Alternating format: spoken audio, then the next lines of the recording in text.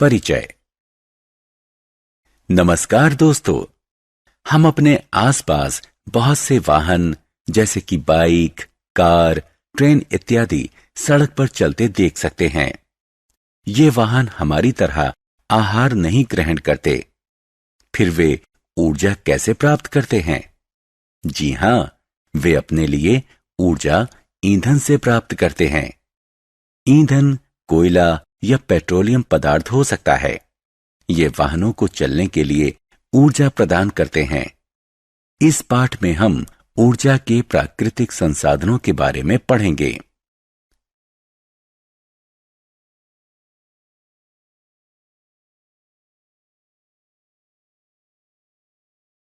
उद्देश्य।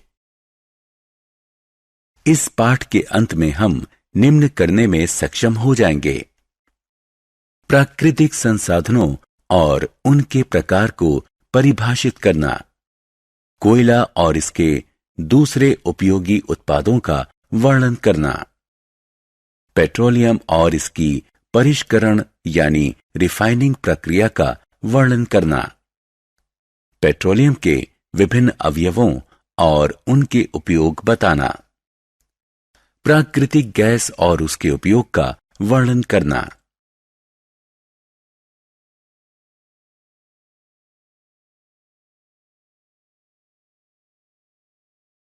प्राकृतिक संसाधनों का परिचय।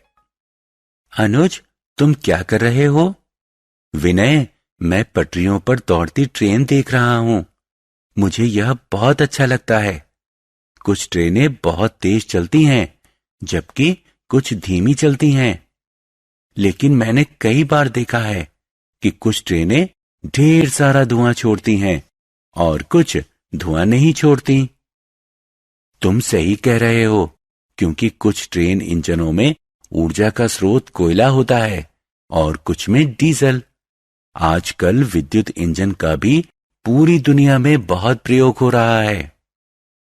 बच्चों, हम जानते हैं कि संसाधन दो प्रकार के होते हैं: प्राकृतिक और मानव निर्मित।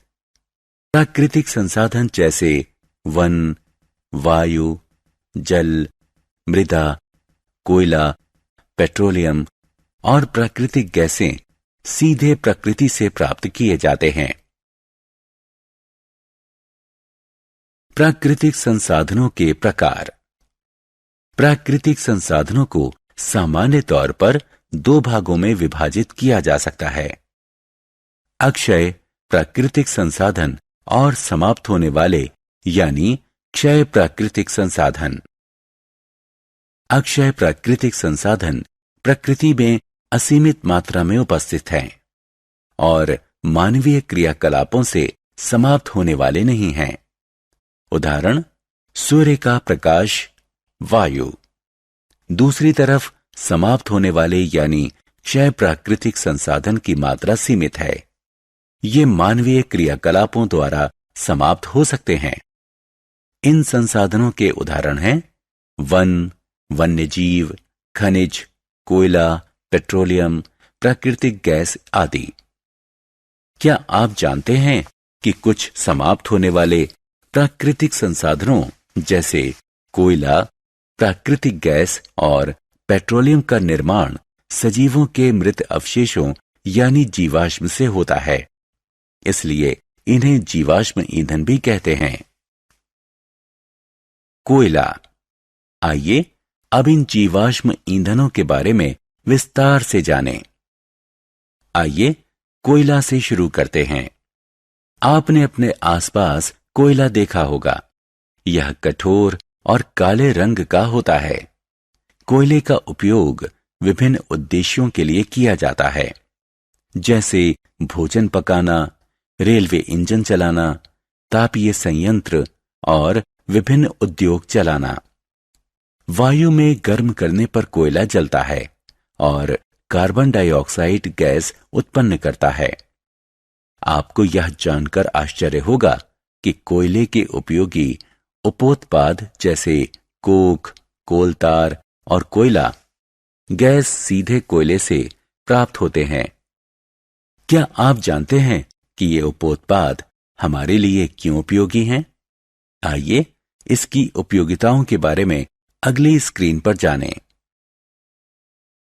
कोयले के उपयोगी उत्पाद। आइए सबसे पहले कोक के बारे में जानते हैं। कोक कठोर, सरंध्र और काला पदार्थ होता है। इसका मुख्य उपयोग इस्पात के औद्योगिक निर्माण और विभिन्न धातुओं के निष्कर्षण में किया जाता है। कोलतार अप्रिय गंध वाला एक काला गाढ़ा द्रव होता है। इसका उपयोग संश्लेषित रंग, औषधि, विस्फोटक, सुगंध, प्लास्टिक, पेंट, फोटोग्राफिक सामग्री, छत निर्माण सामग्री आदि के औद्योगिक निर्माण में होता है। कोयले से कोक बनाते समय कोयला गैस प्राप्त होती है। यह कोयला प्राक्रमण संयंत्रों के निकट स्थापित बहुत से उद्योगों में ईंधन के रूप में उपयोग की जाती है। पेट्रोलियम। दोस्तों, मुझे पता है कि आप सभी को महंगी कारों और वाहनों का शौक है, लेकिन क्या आप जानते हैं कि वो सड़क पर कैसे चलते हैं? इनमें से ज्यादातर या तो पेट्रोल, डीजल से चलते हैं या फिर संपीड़ित प्राकृतिक गैस यानी सीएनजी द्वारा चलते हैं। पेट्रोल और डीजल एक प्राकृतिक संसाधन से प्राप्त होते हैं जिसे पेट्रोलियम कहते हैं। क्या आप देख सकते हैं कि पेट्रोलियम और प्राकृतिक गैस भंडार जल के स्तर से एक स्तर ऊपर प्राप्त होते हैं। पेट्रोलियम का परिष्करण। दोस्तों, अब हम जानते हैं कि पेट्रोलियम हमारे वाहनों के ईंधन का स्रोत है, लेकिन क्या आप ये भी जानते हैं कि पेट्रोलियम गहरे रंग का तेलीय द्रव है और यह विभिन्न संघटकों जैसे पेट्रोलियम गैस, पेट्रोल, डीजल, मिट्टी का तेल, पैराफिन मोम, स्नेहक तेल और अन्य कई पदार्थों से मिलकर बना होता है। इन सभी घटकों को पृथक करने के प्रक्रम को परिष्करण कहते हैं। यह प्रक्रम पेट्रोलियम परिष्करणी में संपादित किया जाता है। पेट्रोलियम के संघटकों का उपयोग। इस सारणी को देखिए। इसमें पेट्रोलियम के विभिन्न संघटक और इनके उपयोग दिए गए हैं।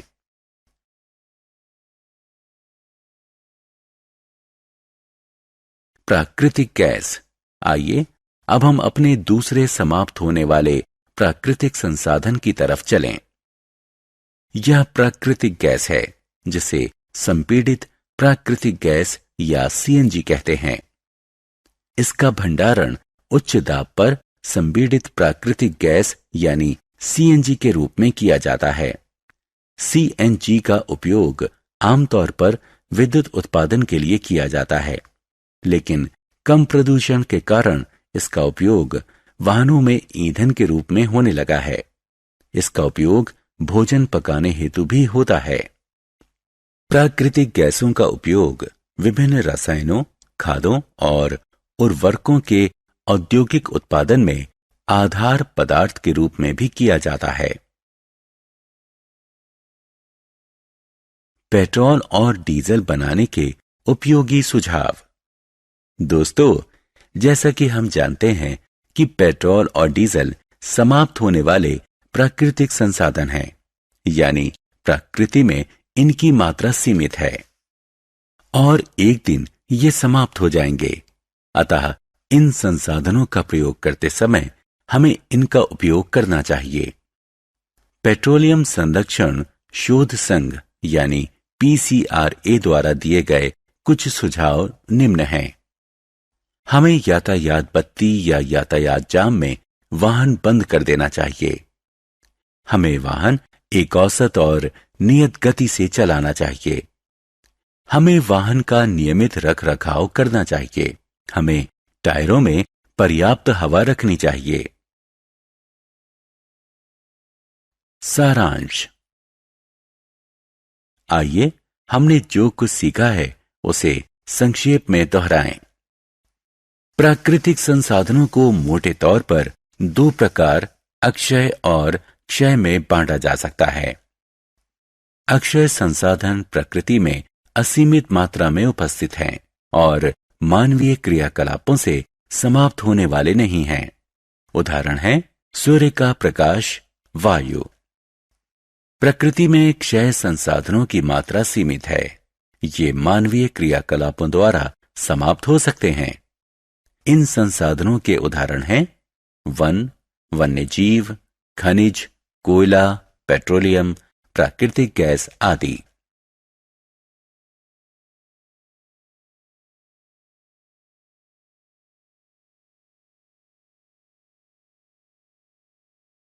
कोयला, पेट्रोलियम और प्राकृतिक गैस को जीवाश्म ईंधन कहते हैं।